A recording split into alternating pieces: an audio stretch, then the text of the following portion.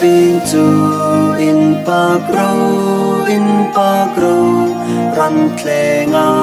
hung ping chu in pa grow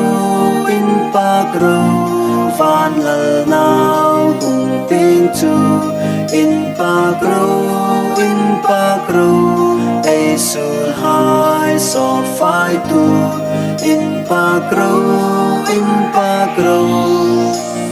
Ingin takinam sikni I oil karing no sikri Abaksam na abaksam aping sul na kom abing sum la no ilung lai an lau chun vanal now in a chang no ilung lai ping na mun na chang no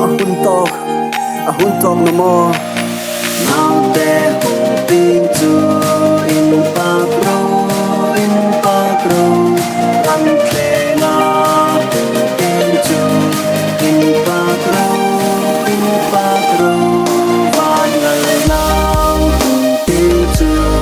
in pa grow ai sul hai so phai tu in pa grow van lal nao hung ping chu in pa grow ai sul hai so phai tu in pa grow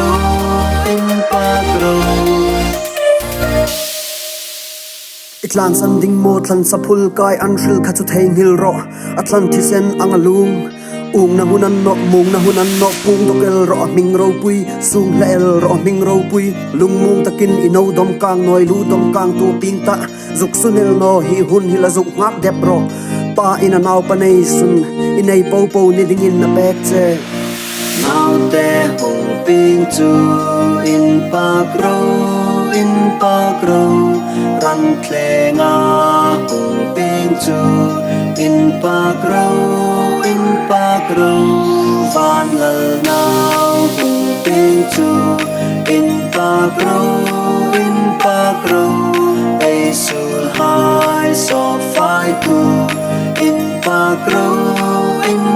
grow